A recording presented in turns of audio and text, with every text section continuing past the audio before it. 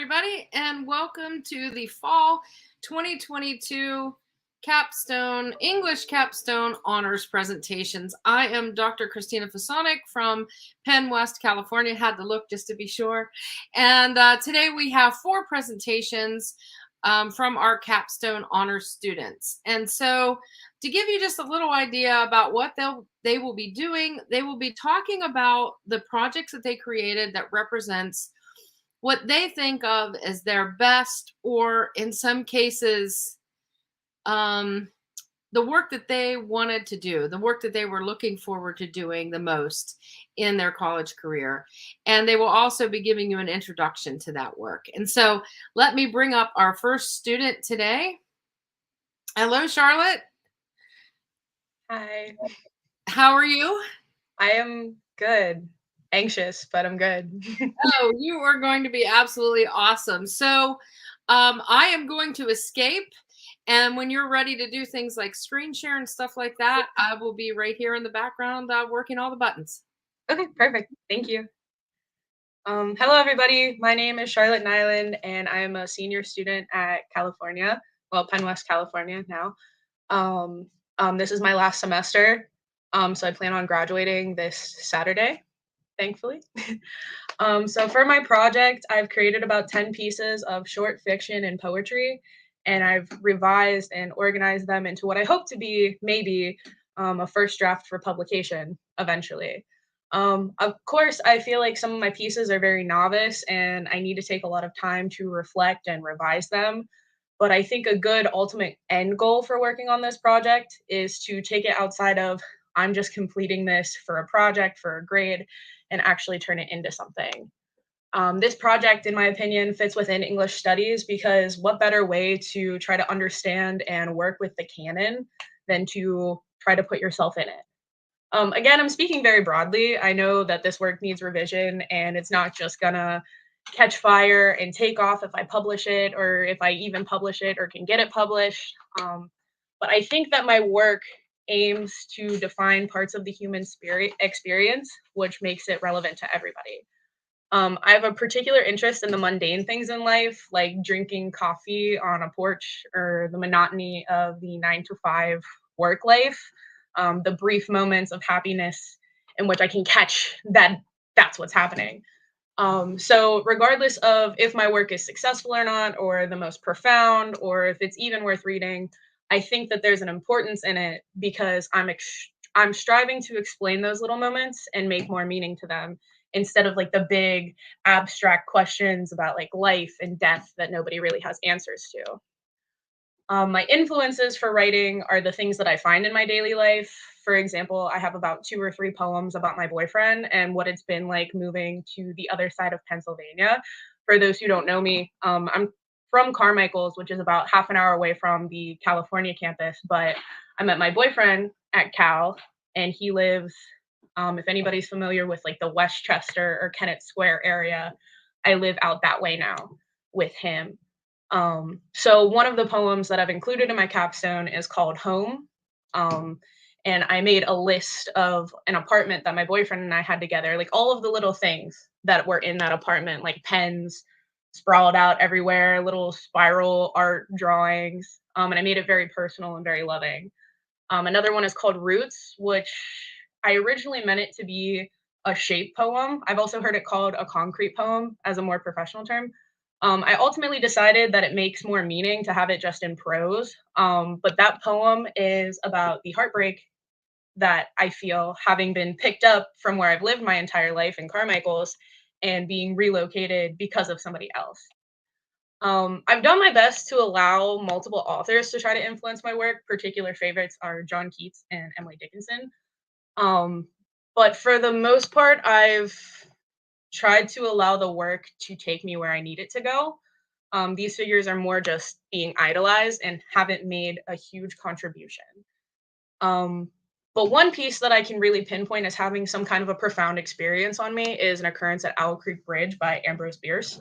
I took Intro to Fiction with Professor Goodwin at the California campus, and when I read that story for the first time, it was the first instance of me having a strong appreciation for literature. I loved how he played with perspective and broke it down into parts and led you to believe that the main character is escaping when he's really just dying. I did base my idea. I have a story called The Last Appointment. I did base it on that a little bit. My story is about a man who escapes death twice, and he's meeting death again for a third and final time.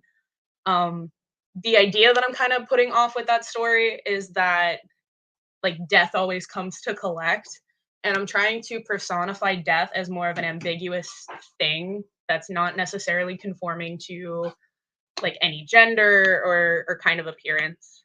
The piece that I plan on sharing with you today is called Songs from the Kitchen, and it's meant to somewhat mimic what Whitman did with Song of Myself. But I'll get into that here shortly. As far as professors go, in terms of influences, I tried to draw a lot of what I remember from Dr. House's class. I only had one with him, creative writing fiction, because that's the most creative that I've been in my college career. I started off as an education major. It didn't work out. I ended up quitting that 9 weeks into student teaching. So I only had like a semester or two of just English classes. Um, I feel like everyone in the English department is worthy of being mentioned, I guess, as like an influence because they have overall impacted my they have overall impacted my ability to read and understand literature. For example, Dr. Ani was the first professor at Cal who really taught me how to close read poems, or if not, he was the first person to explain to me what I was doing. And in my critical introduction, whenever I submit it for Dr. Fasonic, I plan to include essentially a close read of each piece of work that I'm turning in to help explain and show their literary value. Another one just to mention is Dr. Murray, who has pointed out some of the most simple things in literature, just like the smallest details, and explain just how relevant they are. At the end of the day, I've gotten something from each professor at CalU, and I thank you all for it. So if it's okay, Dr. Fasonic, I would like to screen share. I am ready for showing.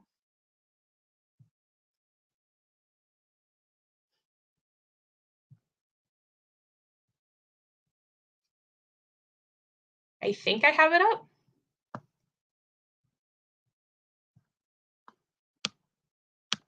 All right, I believe I have it up where everybody can see it, but it's called Songs of the Kitchen. And just to explain it a little bit,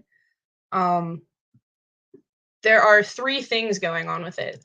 The text that is left aligned is more of an observational kind of text, explaining what's going on around a server.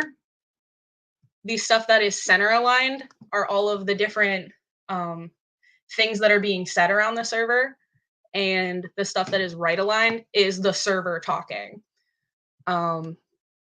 So I'll go ahead and start. Songs from the Kitchen. The clacking of plate stacks being put on dish racks battles with the sizzling of steaks and baby backs. Can I get a large ranch, please? Your server will be right with you. The beat of tossing wings fights with the song that the broken dishwasher sings. Whir, whir, da-dum, ding. I need runners. Forks scrape against dirty plates, tossing food into overfilled trash bins. Ice rattles as it's dumped out. Plates stack up and the cycle begins. The phone rings off the hook. Can someone get that, please? As car side gets slammed. It was just one of the cooks letting us know they won't be here as planned.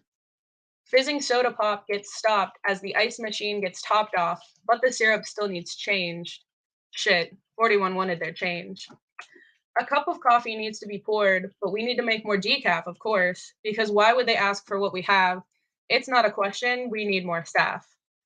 I know there's 4 of us, but can we have the big booth? The rustling of to-go bags. We'd like to make a reservation for 4:30. I'm so sorry, our location is first come, first served. For orders placed with DoorDash. Party of 20. What do you mean we can't all sit together? Drown out spoken Spanish from the cooks in the back.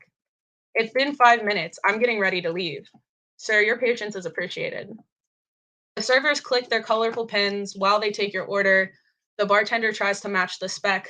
Tell Matt the Yingling kicked. but she's an uncounted pour. I need a senior discount on 12. A baby cries at table 13 because those drinks look pretty. Be careful, that plate's hot. Their parents laugh and get something else, waiting for tonight to get tipsy. Hey, your table didn't leave a tip, see? What do you mean? Their bill was $120.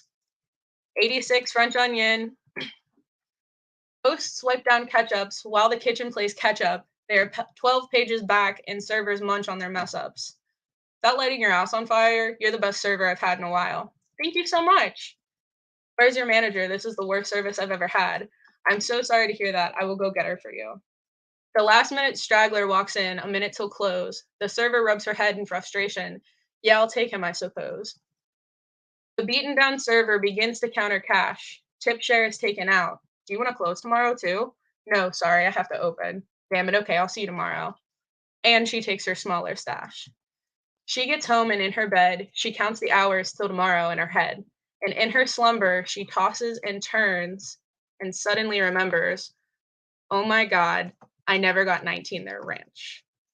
So what I was trying to do from this poem is just show how hectic it is to work in a kitchen as a server and all of the ridiculous things you hear and how sporadic it is, and you can never really get a full thought out. There's always something that you have to keep doing. While I don't think it's the most profound thing that I've ever written, I do feel like it is one of the best pieces I've written in terms of I tried to make it rhyme. I really tried to pay attention to meter and rhyme scheme. And I think that this is an example of some of my best work. So that is all that I really have to say. Well, thank you so much, Charlotte. Don't disappear yet. You're still on screen. just for a second, just for a second. And I just wanted to say that I thought that poem when I first read it, and now this is a revised version of it, that it was so realistic. It gave me flashes of PTSD from the time that I was being a server, which was a long time ago. And it really feels that way, that you have so much to do, so much to think about.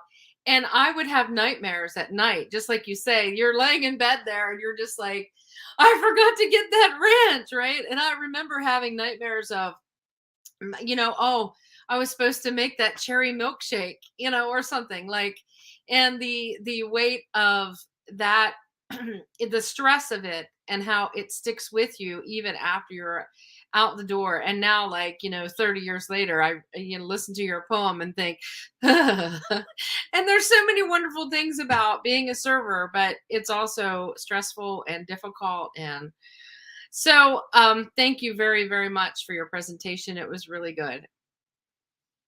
All right. So up next, we have Menx. Hey, Menx, how are you? I'm doing good. How are you? Good, good. And what will you be talking with us about today in your presentation? I'm going to be talking about my creative writing presentation, which is actually based in fan fiction. Yes. So let me get off the screen and turn it over. Okay. Hello, my name is Menx Krauss, and I'm a senior in my final semester here at PennWest. So, my capstone project is a rather unorthodox story titled Radio Silence, and as I just said, the story is fanfiction based actually on Five Nights at Freddy's Security Breach and the Five Nights at Freddy's horror series in general. This fanfiction acts as a prelude to the game's narrative, creating a story for one of the many missing people mentioned in the game and building on the lore of its antagonists. And with this project, I really wanted to create a piece of writing that shows my literary capabilities as a writer, while also showing the passion that can be put into writing fanfiction. I also wanted to engage in a lot of the scholarly discussion about fanfiction in the literary sphere by actually creating a piece that has elements of literary fanfiction while being or literary fiction while being at heart fan fiction. So this project has been the result of my entire time here at PennWest, where I've been taking many creative writing classes under Dr. House a lot and studied a lot of literary fiction authors and their craft. So the story is obviously based in horror, given its inspiration in the Five Nights at Freddy's horror series. And while the project is the culmination of all my work in the PennWest major, there have been some specific classes that have helped me understand just how to develop the craft behind this story. I've drawn a lot of my work from a previous creative writing seminar class, which was taught by Dr. House, and the subject of writing was the Gothic genre.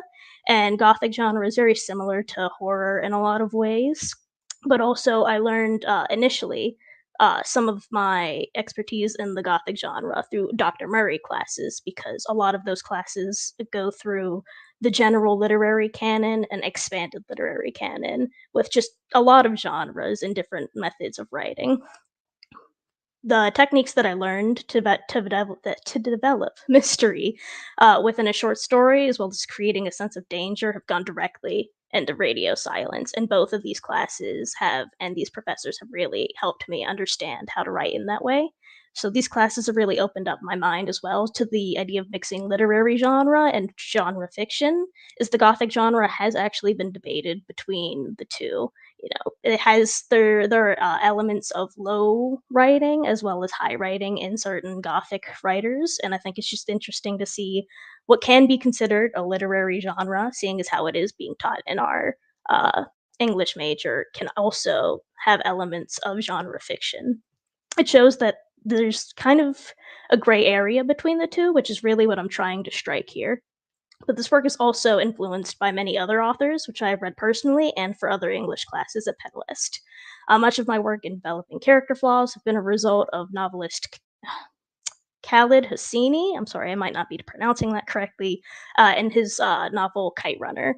And I've also been influenced by my studies of writers like Anton Chekhov and the Russian genre, not the Russian genre, but like Russian writing in general, because it is also kind of gothic in nature and very, you have elements of the supernatural sometimes, and you also just have a lot of tragic stories in which, your character has the flaws that bring them to their demise. And I really needed these elements to work with my story Radio Silence, because it is rooted in the supernatural in the Five Nights at Freddy's franchise. Obviously, my setting and plot are taken from the Five Nights at Freddy's Security Breach game, but I also have taken from elements of Scott Cawthon, the creator of this franchise, and his co-authorship of the novel trilogy based on the games. And there have been other short stories as well, but I mostly focused on the novel trilogy, as like they help with developing horror based on animatronics, which has been completely different from my examples of past writing. And my writing has always had gothic elements in them. So while I hadn't realized it, my time at Penn West has allowed me to take these elements from the background and really push them to the foreground. And this story is basically the capstone of my learning how to develop horror and gothic in my writing. I used to think that I was going to be a fantasy writer or maybe like a children's author writer, but I'm really passionate about developing just a sense of dread and a sense of horror in my stories. And this is just the culmination of all of that. I It is hard to say whether this story truly fits into the English studies, because it is at heart fan fiction, and it also has the elements of genre fiction. So it's really one of the most unorthodox pieces I've ever written for my college career, but I'm still very proud of it, and I still think it has its place. Scholars have always been in heavy debate over the validity of fan fiction, so there is an inherent risk that I had to take when I started to write, and I recognize that risk, and I think I've overcome it. And I've just learned so much from these English studies that I believe it does have its place here, because I'm taking elements from what I've learned and I'm placing it in just a place of passion rather than just writing for a grade. So with this project, I really just learned that literary fiction and genre fiction can mix, and that a good writer can write and understand both. So while literary fiction has its focus on the artistry of writing, a writer can benefit from studying the elements present in genre fiction, because they're not that different. With that being said, I am going to read for a couple minutes from the beginning of my short story Radio Silence. I'm not going to share my screen because I don't have any interesting visual, it's just writing. So, Radio Silence. It was a peaceful Friday evening at Freddy Fazbear's Mega Pizzaplex, with the promise of the weekend allowing more kids to roam around than usual. Of course, Iris Turner would only assume as much, as she spent the majority of the day in the underbelly of the mall. Connected to the main stage where the main animatronics were performed for excited children was Parts and Service, where malfunctioning robots would be sent for repair. This was Iris's job, with rather decent pay for exposing herself to the real terror that was Fazbear Entertainment. She had heard of the rumors, but they didn't compare to seeing how often the animatronics came in and out of the cold service room. The Pizzaplex was clearly in a state of active decay, glossed over with shiny paint and glitter so that customers would ignore all of the warning signs. And to think she came here as a child herself. Those childhood days were long gone, and Iris was stuck in the Pizzaplex from the moment she graduated high school. An alluring internship program led to on-the-job training, and eventually Iris found herself as Sparky, one of the head animatronic technicians. Sparky was known and lovingly nicknamed for her rather unorthodox way of dealing with disobedience from the animatronics. The other parts and service workers considered her approach akin to torture, but she simply disagreed. The voltage of her taser was enough to force any animatronic to come back to their senses. Management had conducted an investigation long ago, purely to ensure that these controlled shocks weren't damaging to the animatronics in any way. Sparky emerged victorious, and the animatronics knew better than to put themselves in her way. It was late in the evening as the band was playing their last performance, and the parts and service team were cleaning their workstations. Each had an office if the tiny windowed boxes that management allotted each employee could be called such. While the others had stuck to their duties as normal, Sparky kept an eye on her Faz watch as it lit up throughout the day. Usually the Faz watch or the smartwatch only did this when the nearest cameras were detecting movement, but her colleagues were cooped up in their side offices and the camera in question aimed into the main room. Over the course of the day, she would keep watching the feed, waiting for something to move. Eventually she would give up and the watch would light up the second she put it down, starting the cycle all over again. Slowly, the service team left one by one, leaving Sparky by herself. She hated closing shifts. The band would come off stage with sudden issues that weren't present earlier, and eventually she would be the last one to fix them. Sometimes Eloise would stay back and help, but management refused to pay overtime. Montgomery Gator was the issue tonight. One of his claws had come loose during the final show and fallen off. The animatronics had programs for situations like this, so as not to scare the kids in the event of a malfunction. Monty rarely followed this program, but fixing that wasn't Sparky's job. She worked with hardware, not software. Sparky was relieved to find this was the only pressing issue tonight. Having to quickly fix machines hell-bent on disassembling themselves before the security protocol locked her in the building was a nightmare. Monty was surprisingly cooperative with entering the protective maintenance cylinder and letting Sparky work on him. Sparky thought nothing of it, watching her Faz watch out of the corner of her eye as she worked on tightening the loosened joint in his finger and reattaching the claw. The watch lit up every time she moved, which was to be expected, but nothing occurred when she chose to stay still. There'd been a long silence in the cylinder once Sparky finished. She wanted to catch the Faz watch in action, but the longer she let her arm lay at her side, the longer it went without a single notification. Monty was active at this time, though the maintenance protocol prevented him from moving. It was another safety procedure to keep the service team intact, but it was also easy to bypass. The calibration module hung almost expectantly in the air in front of Sparky, waiting for her to confirm the procedure had gone correctly. After another minute, Monty's voice box crackled to life, snapping her out of her stupor. "Are we done yet?" His voice was impatient as usual, though Sparky found it uncanny to hear it without the gator's jaw moving. "Yeah," she sighed, quickly calibrating the claw module and watching each finger move accordingly on his hand. Sparky rarely made mistakes. "Hey, Monty," she spoke as she followed the calibration program. "When's your next monthly checkup? Or did Eloise already do it?" "Thursday." The gator's response was curt, but Sparky could tell he had more to say, along with everyone else. "Right. Is this about Katie?" Sparky blinked, turning to look at the animatronic in question. Catherine Cat had been a recent addition to the Pizzaplex. Management was relieved to put a cat into commission, finally putting a stop to the endless, unsolicited suggestions for one. Katie was not part of the band, but operated as the Pizzaplex's announcer, replacing the monotone, masculine voice that would echo through the halls. It had been a week since her system failed, and she had what Sparky could only describe as a mental breakdown. The Pizzaplex closed early that day, and Parts and Service was tasked with determining whether she could be fixed or not. Currently, Katie was housed on the side of the room opposite of the offices, suspended by her shoulder joints. Management would not allow her to roam or use her voice box during operating hours, so the service team elected to turn most of her servos offline.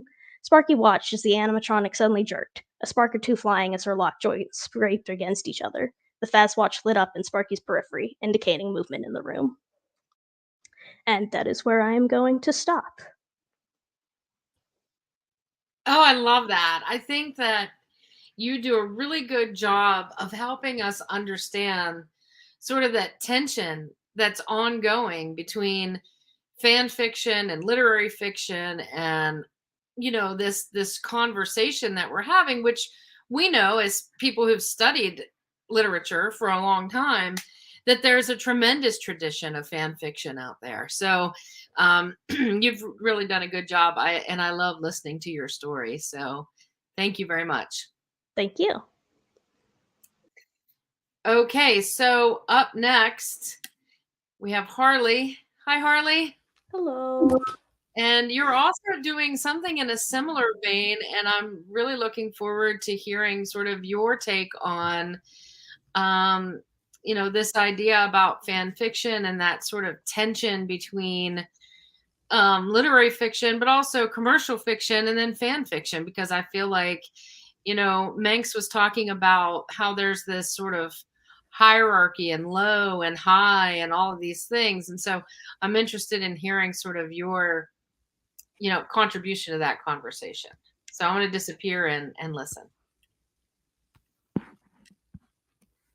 All right. So I am also doing fan fiction. Also, I'm Harley. I'm also a senior at PennWest California, and as well as being a senior, and I will be finishing my undergrad next semester, I'm also in an accelerated master's program through PennWest Clarion, in which I am pursuing my master's in library science. So I'm kind of in the waters of both right now. But I am also doing fan fiction. Mine is more based on Pokemon and the Pokemon franchise. And if you're not familiar with Pokemon, it's just, which I'm sure many of you are, it's been around for a while. But if you're not, it's little pocket monsters that you kind of catch, you train, and you kind of battle with them. And there's an anime, there's games, there's a whole bunch of media out there in the realm of Pokemon. And it's something I grew up with, being born not in the late 90s where it started, but I was born in 2001. So it's kind of something that's been present in my childhood for a long time. And kind of thinking well, why fan fiction? As I said, I am in the master's program for library science, and my main interest in library science is youth services. I want to be either a children's or young adult or both librarian, and I think it's really important to know what kids are into, to kind of keep the books stocked with stuff that they like, and kind of interact with them with programs and that sort of thing. And one of the things that kids have been really into for a long time is fan fiction. I grew up writing on websites like Wattpad, my own fan fiction. I'm not a Pokemon, but that's not what we're talking about right now. So I think it's really important in the youth services field. And I was also inspired by my Strike a Spark presentation with Menx and our one other friend, Jack, that we did under Dr. Downey, where we put together our own game. And this was, it was a linguistics-based game, and a lot of our work was inspired by games like Dungeons and Dragons and Dialect, and the more role-playing based games that I also very much love. And I'm sorry, my brain's just short-circuiting right now. Those sorts of games, and how in my college career I never got to really write something that was so closely related to what I loved. I felt a lot of the time I was writing for a grade, and that was one of the first projects that I was really excited about and really excited to participate in, because it was so closely related to my interests. And in that similar vein, Dungeons and Dragons was another heavy influence for me, because honestly, it's fan fiction in its own right. You're given this world, you're given this module, unless you homebrew or that sort of thing, but you're given this world and you create a character and you create your own story within the world that is given to you. And in its own right, while it's more verbal, it's still fan fiction. And a lot of my other influence, of course, is from the Pokemon games and anime.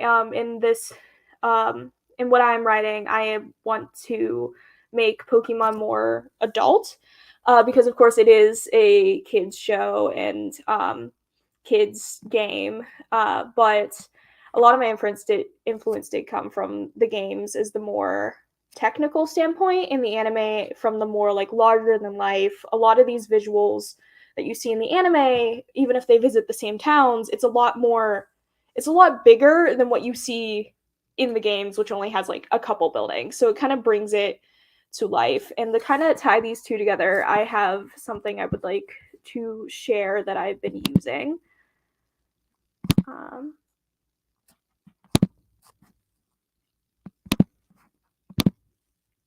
So I believe I am sharing this right now, but this is a Reddit post that I found from this user, Miscellaneous Maps. And this person actually put together a map of the Sinnoh region, which is the reason my fanfiction is based in, of like all these locations in the routes of the Sinnoh region. And you'd think, well, if there's a game of it, there would be a map, and there is a map in the games, but it does not include a lot of the towns and places that are visited in the anime. They're always really separated. So this is a tool that I have been using to kind of bring those two together. And down here in San Gemtown is where I kind of start my story, but we also have major points like Mount Coronet, which you will see in my reading I want to do, and just all these different routes. And in the legend here, you can see the safe routes, the unsafe routes, where the Pokemon centers are, major cities. Like, it's just such a useful tool, especially when I want to explore a lot of the Sinnoh region and a lot of what Pokemon has to offer. So that's just one of the things I've been using. And I think, kind of taking a step back and looking at fan fiction as a whole, a lot of my English studies with my English creative writing studies with Dr. House have been the study of blank. So like the study of Russian literature, or the study of Southern Gothic literature have been like two of my most recent ones. And a lot of them kind of follow that theme and looking at works and kind of writing your own based on that. So I kind of consider this the study of fan fiction and the study of popular culture, because as I stated, it's just important for me in my library field to kind of stay up to date on that sort of thing. And like a lot of scholars and a lot of people kind of debate, well, is fan fiction real writing? Like, yes, I'm taking a world that is Pokemon that is already established and kind of adding on to it in my own right. But a lot of people are like, oh, fan fiction's not valid. And then you look at works like Dante's Inferno, which I had to read back in high school, which is quite literally biblical self-insert fan fiction, if you think about it. And it's like all these classical, actual, like scholarly works are fan fiction in their own right. And this is something that has been around for a while. And as I said, is very ingrained in popular culture today. And then also with my English studies, a lot of my classes, a lot of my writings, they've been short stories. They have not been entire works with chapters and that sort of thing. So they've been a lot of, like, they've been a lot more character-based and a lot more theme-driven. And with my work, I wanted to touch upon those elements that I learned from those classes, because characters are very important in my fanfiction as well. But I also kind of wanted to expand on that into the world building. Like I said, I wanted to make Pokemon more adult, so I touch upon things like the over-domestication of Pikachu and how everyone wants a Pikachu and how bad that is for the Pikachu species, how dangerous ghost-type Pokemon are, because if you actually read their Pokédex entries, there's Pokemon like Drifloon who steal children, quite literally. They just steal children. And Pokemon Kazine, and how, unfortunately, that cute Slowpoke, you might be like eating its tail right now, just because based on like different culture. That's something actually prevalent in a different region and different Pokemon entry, that while it's there, it's not really touched upon in the anime or in the games, because like I said, it is a children's game at heart. So I am working to make it more adult. I'm working to kind of build further upon this world with those sorts of elements. And I think this represents some of my best work, just because this is something I'm passionate about, and this is something I'm actually excited to write. because there's such a huge pressure on English creative writing majors and just writing for publication. And while, yes, that is very important, especially if you want to pursue creative writing as your main career, but writing for publication, writing for grade, I felt like I wasn't writing for me. And I just wanted to work on something that I knew I was passionate about and I knew I would finish beyond just what this capstone is. Even if I don't publish it, or even if I do publish it on some fan fiction website and like 5 people will read it, it's more for my sense of healing and just writing something that I want to write. So more about my work. I titled it When Pigeons Fly, and it follows the journey of Pigeon, who travels to the Sinnoh region to become a Pokemon researcher under Professor Rowan. Professor Rowan is a character in the games and animes. Through Pigeon's studies, they get mixed up in a series of mysterious events caused by the even more mysterious Team Fusion, and it's up to Pigeon and their friends to find out how to stop them and if they have to say goodbye to the world as they know it. And a little bit of spoiler alert, later within the story, they find out that Team Fusion is actually working to quite literally fuse Pokemon and humans together to kind of combine these two species and like take over the world. So that's kind of their goal, and a lot of the tools I've been using, again, I'm going to share my screen again. A lot of the tools I have been using involves sort of putting together these Picrews. Picrew is the website that I've been using to kind of get a visual for myself, because I'm a very visual person, and I'm a very visual person, and I'm not the best at drawing all the time exactly what I want, and there's a lot of Pokemon in this universe, so I've been using Picrew to kind of create these characters. This is the main character, Pigeon, and their Pokemon team that kind of puts them together and visualize what they would look like, and that sort of thing. I also included height charts. Yes, Pigeon is very short.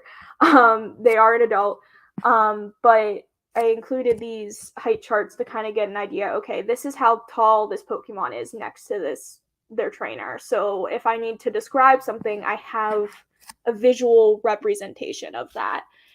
And I wanted to show the characters that you'll be seeing in what I plan to read. This is Amari Brown. She's a news reporter, and her Emolga, and Garrett Peterson, he's the cameraman, and his Charizard. And I kind of have their height charts there. To sort of kind of show some behind the scenes of stuff I've been working on with world building and characters and that sort of thing. I'm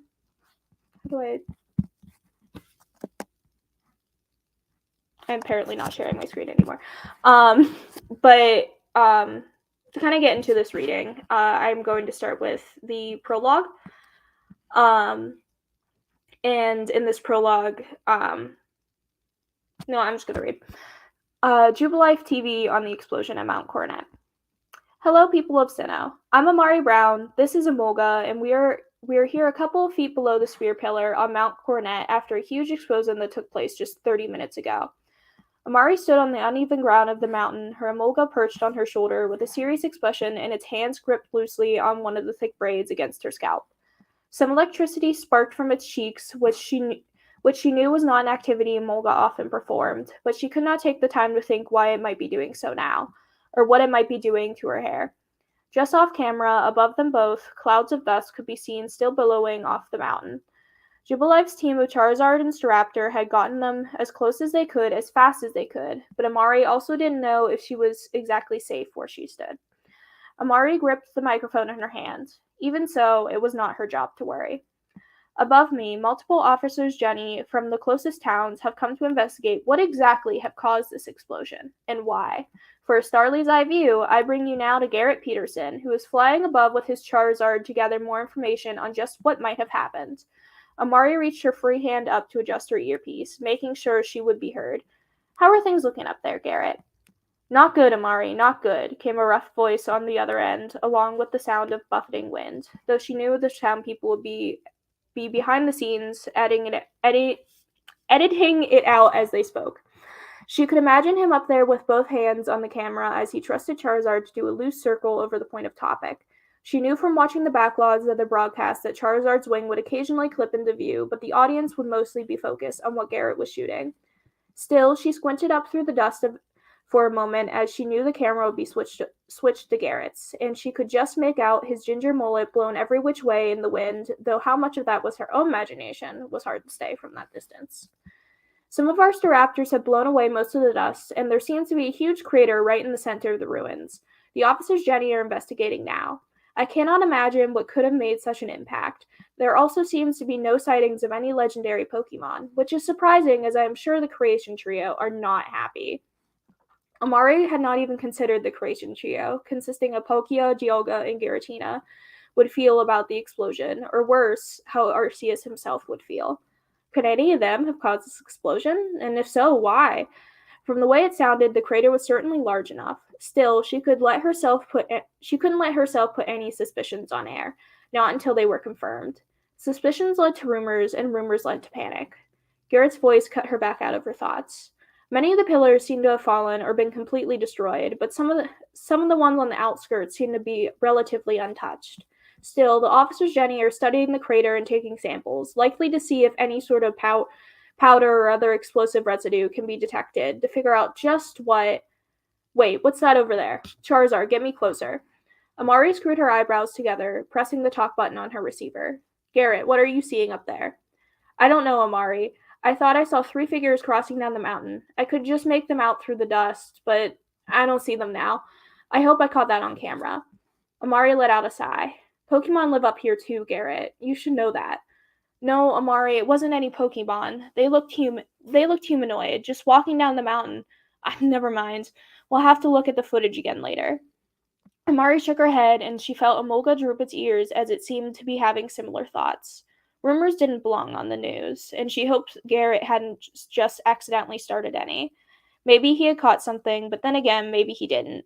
What she didn't know at the moment was that the camera started having some technical difficulties, and not much of the interaction had picked up to begin with. And that's my little prologue, kind of introducing the world and the villains, and yeah.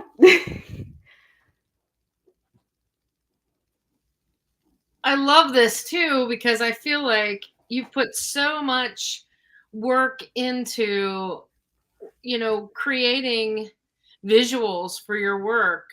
And that, I mean, as a writer, when you're dealing with something, a short story, I think is manageable without that work. But when you're dealing with a longer work, it's so easy to forget, wait, how tall was he? Or wait, were they from this region or that region, and how that impacts your ability to stay within the story. Like if you can easily at a glance see those things without having to scramble through notes and go back and look, and the ability to stay within the piece and to continue creating is so important. You did a really good job with that. Thank you. I thought it was really important just because of how many characters and how many Pokemon are prevalent. There's no way I'd remember all that. Well, when you were talking about Russian literature, there are times in some Russian works where I think I could use something like this as a reader just to remember, wait, was that character had 3 different names, like in Dr. Zhivago or something like that, where you're like, so that would be useful as a reader from a reader's perspective, but from a writer's perspective, certainly. And I did want to show you that this is my favorite Pokemon. This is Furret. And as you know, Furret has a theme song about being able to walk. So I love Pokemon, but I feel like, or Pikachu, but I feel like he, or they, I don't know. Everybody loves Pikachu, of course, but Furret is the guy, I do have a character with a Furret very prevalent in the first chapter, so. Yeah, that's Furret for the win. For that. Thank you for sharing that. And we have just one more presentation left. And that is Emily. Hello, Emily. Hi. Now for something completely different, right? Yes, journalism. Yes. So are you ready to go? Yep, I'm ready. All right. I will escape and then I'll come back and talk to you after you're finished. Okay, thank you.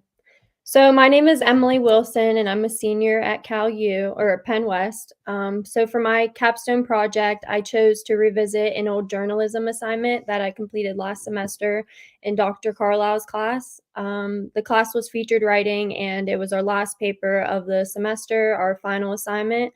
We were given the instructions to choose a specific issue and then interview sources regarding the issue. At the time of this assignment last semester, it was a really relevant topic of Roe versus Wade being overturned, so I chose that as my topic. It was also relevant because a leaked draft of the court's decision was released during this time. It was the month of May, and the overturn was being discussed to happen in the month of June, well, to be debated on happening. I met with two sources. One of my sources has had an abortion, and then my other source considered having an abortion but changed her mind last minute. I learned their experience with abortions and their opinion on the possibility of the overturn. The topic of Roe versus Wade was just very relevant at the time, so I felt that it was best for that topic. And once again, for my capstone project, I feel that it is a relevant topic because since the overturn has happened in June, there's still states that are continuing to make changes on their laws regarding abortion rights for women. There's also been a lot of attention on 5 specific states that included abortion rights for women questions on ballots for November's election. I feel that this is my best work and will suit well for my capstone project because of the amount of time and effort that I put forth towards this project, both last semester and now to revise it.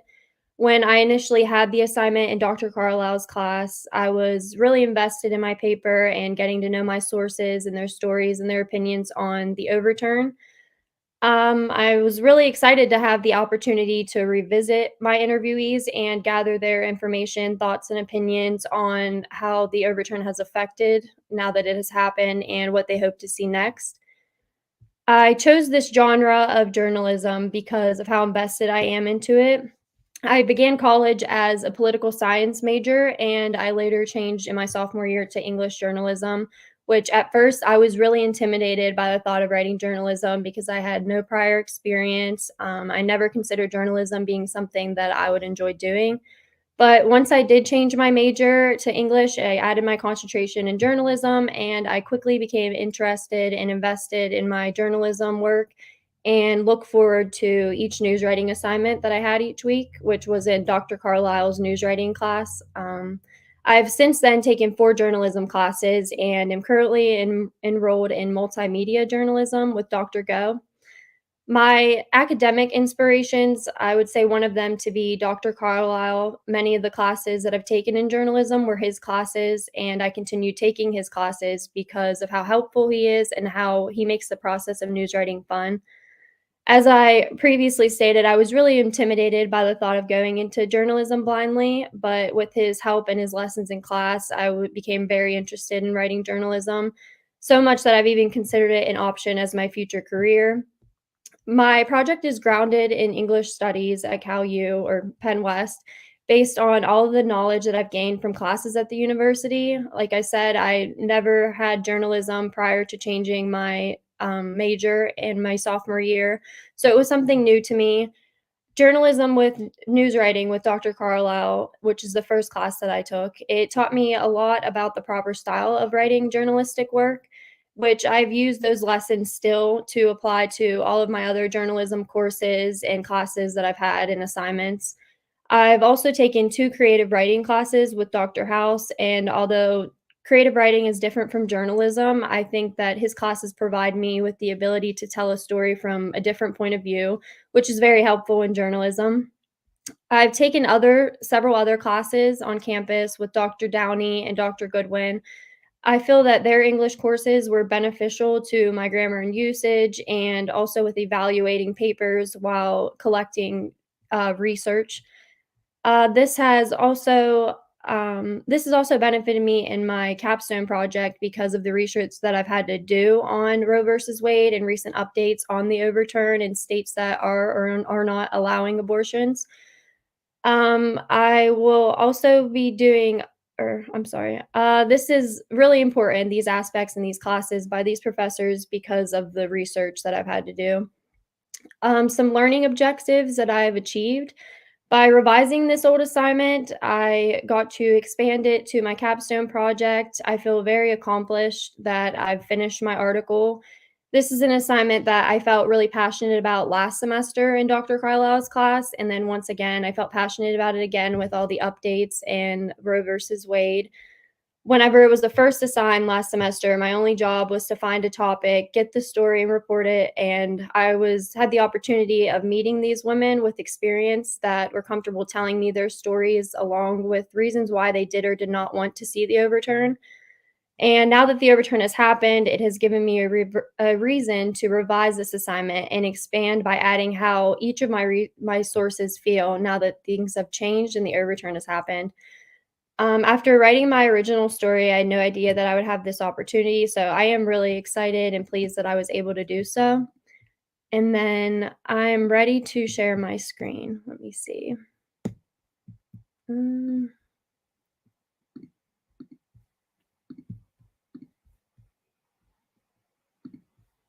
Okay. So this is my capstone project, and I'll be starting from the beginning. So what I'll be reading is the part that includes one of my sources, Jessica Walker, which is a fake name that I gave to her because she wished to remain anonymous. She is my source that had an abortion in the past, and she shared some very insightful opinions on how she feels the overturn will change things. In this excerpt that I'll also read is included Dr. McClintock's, who is the women's study professor on campus, and she also provided me with information on her opinion on the overturn. So, Jessica Walker is a 21-year-old student at PennWest. In November of 2020, Walker found out that she was unexpectedly pregnant after missing her period. She knew right away that she wanted an abortion. I kind of knew something was wrong before I took a test, Walker said. When I found out that I was pregnant for sure, I felt numb like none of it was real. Walker was eager to find out what options she had. Her friend referred her to Planned Parenthood located in Pittsburgh, where she made an appointment to learn what resources they could offer her. Because I was only 7 weeks pregnant, I was able to take a pill that would terminate my pregnancy, Walker said. Walker feared that if having her baby, she wouldn't finish college and worried about what her family would think of her. She also stated that she decided this was what was best for her, considering her situation with the father of her unborn child. I was worried that if I would have the baby, I would be trapped in an abusive relationship because of it, Walker said. I would also be forcing my child to live in the same hell that I was, and I knew that that wasn't fair. Walker states that although she knows that not everyone supports her decision to have an abortion, she doesn't wish to change anything and believes that she made the right decision. My biggest regret is being so careless, Walker said. I know that I did the right thing in ending my pregnancy. I wasn't ready to have a baby and I wasn't in a healthy relationship. I didn't want my child growing up in an unstable household with two parents who didn't love each other. This past June, the U.S. Supreme Court made a decision to overturn the landmark case of Roe v. Wade. This gave each state the authority to make their own decision on abortion rights and how accessible they would be to residents of each state. Walker feels that abortion procedures are an important option for women to have and fears that with these new laws, women will be trapped in abusive relationships and find alternative, more harmful ways to perform at-home abortions. Although people may not agree with my decision, Walker said, it was my decision. I knew that I wasn't prepared to have a baby. If I would have made the choice that I did, then we would both be suffering.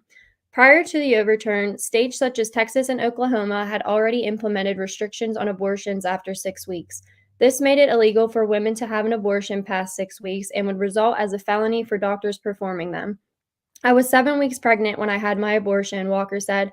It's crazy to think that if I was facing these problems now in Texas, I would be forced to have a baby. Abortions have now been banned in at least 13 states.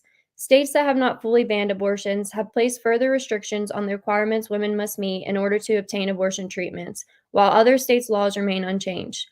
I'm upset, Walker said. It's inappropriate and unfair. These laws are being created by men who have never had to give birth to a child before. I know that the overturn is going to cause trouble for a lot of different women out there. They'll have to resort to other options and/or travel to find the resources that they need. Walker stated that she thinks women will begin performing unsafe at-home abortions and that there will be an increase of children in foster care. Overall, there will be several women who are giving birth to a child they ultimately did not plan for, Walker said, having to be forced against their will to have their child. Walker predicts that more states will follow in limiting access to abortions as the overturn continues to be in the spotlight with changes still being made.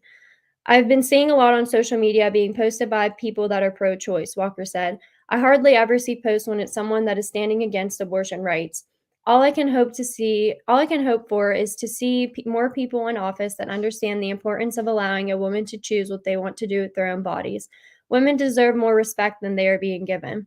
During the election on November 8th, Kentucky, Montana, California, Michigan, and Vermont included questions on voters' ballots allowing votes to either protect or restrict access to abortions.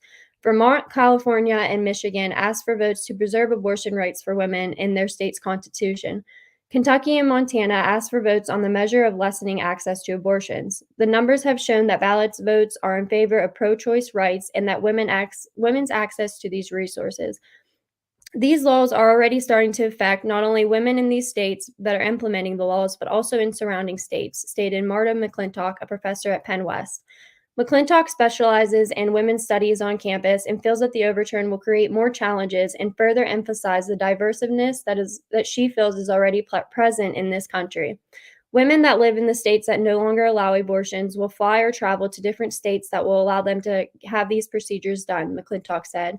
The women who don't have these resources are more likely to be living in poverty and more likely to be having children that they can't afford. McClintock stated that because of the influx of patients in the states that surround others that have banned abortions, the wait time to be seen by a doctor has gotten longer. This is what I refer to as the domino effect, McClintock said. As women from states without these laws are being affected and forced to be put on the wait list for services they seek. McClintock stated that if women have money and resources, then they have been able to find the care that they need, including abortion if that's what they're seeking. Part of the goal and what a lot of these states are doing is to get rid of funding for any place that provides abortions like Planned Parenthood, McClintock said. So the bigger effect is going to be less access for women to receive the kind of health care that they need across the board. McClintock suggests that without funding for these resources, women will be faced with more cases of depression, anxiety, and an increase of physical and sexual health issues that are addressed at these places such as Planned Parenthood. And then that's all I have for today.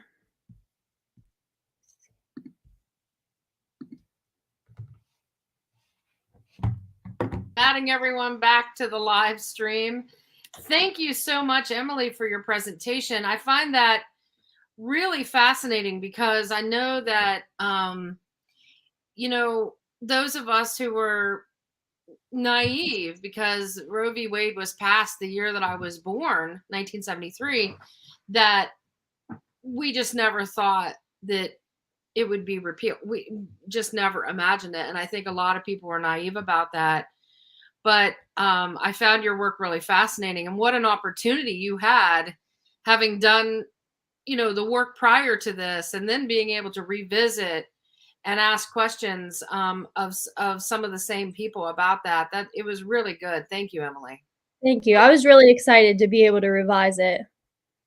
Yeah, and to have that opportunity, I think a lot of times, and this was my case too, as an undergraduate, where you work on projects, but you only have this finite amount of time during a semester, and you can't really, in all cases, finish your work. In fact, I would say that I may have finished one or two works as an undergraduate in the course of a semester. Like I really felt like I was finally picking up steam. So I'm glad that you had an opportunity to revisit your work and that Charlotte did the same. So I want to thank everybody in here for your work. Menx, Harley, Emily, Charlotte. It was so awesome getting to know all of you and your work this semester. And I think that it really represents a broad array and range of what English studies is in the modern university. Things from poetry and even rhyming poetry, which is cool to me, to journalism, to fan fiction, but also, getting down in the dirt there with the words. I mean, that's what it means to be a writer and to work on your writing. we can talk about canon, we can learn so much from professors, from resources, materials, but until you actually sit down and do the work, there you have nothing, right? I mean, you have to actually do the writing. So thank you all for being here. I'm going to sign us off the air if you want to stick around afterwards just for a minute.